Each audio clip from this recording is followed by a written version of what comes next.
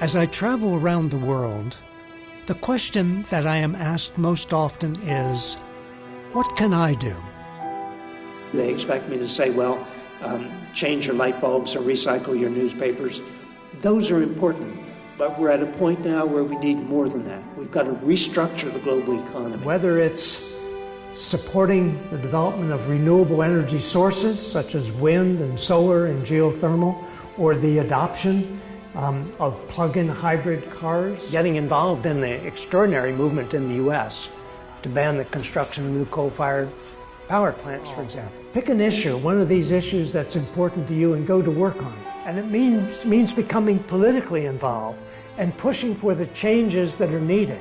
Individuals have to bind together and work cooperatively by electing people who want to solve this problem and by encouraging their governments to engage in international agreements to solve this problem.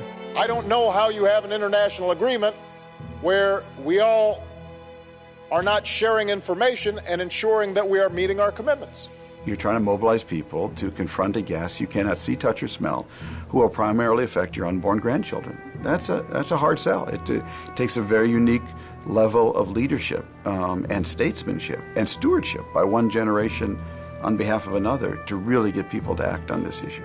We're not going to solve this problem unless we get global political action. We're not going to get global political action unless the U.S. Congress passes strong environmental legislation. That's the starting point for everything. I look at it through the lens of the American public, and you can look at it from conservative side or the liberal side of the aisle. And in that respect, the American public says we want to protect our environment. We recognize that we have to make changes and adaptation. I'm really encouraged by the fact that when I go to my hometown in Arizona, small town of 50,000 people, candidates for local office are debating climate change. They're asking and taking positions about what should be done in county government to move toward alternative energy, to use conservation. Those debates are happening everywhere, clear down to the grassroots, in a wonderfully positive way that will yield national change.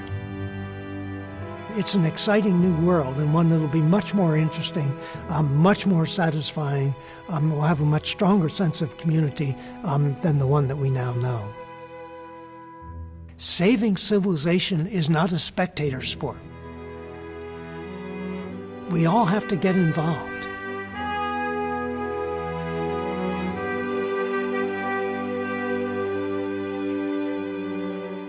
We're looking at a race between tipping points, between natural tipping points and political tipping points. Can we cut carbon emissions fast enough to save the glaciers in the Himalayas and on the Tibetan Plateau? Or will we watch them melt and disappear? Can we phase out coal-fired power plants fast enough to save the Greenland ice sheet? Can we arrest the deforestation of the Amazon basin before the forest is so weakened that it becomes vulnerable to natural fire? These are the questions we're facing as a civilization. And my final point would be this. Saving civilization is not a spectator sport. We all need to get involved. This is the situation that we find ourselves in the early 21st century. It is a new situation. It is unlike anything that civilization has faced before.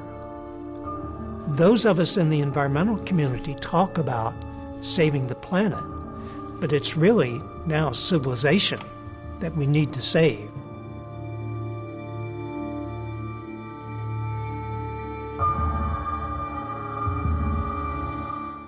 For over 40 years, Lester Brown has been a major voice of the environmental movement. He continues to travel around the world, meeting with heads of state, as well as today's most respected and influential thinkers. But perhaps his greatest gift is providing us with a clear and universal vision of the world around us, where first light still reveals the rich tapestry of the natural world. And with each new day, there exists a chance for every child to share the same dreams we so often take for granted.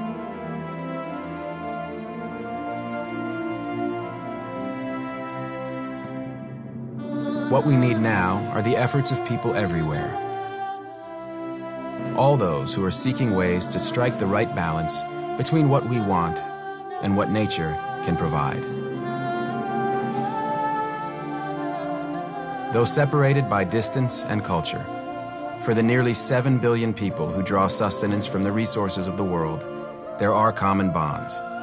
Bonds that are renewed by each generation, bringing new ideas, new attitudes, new hope.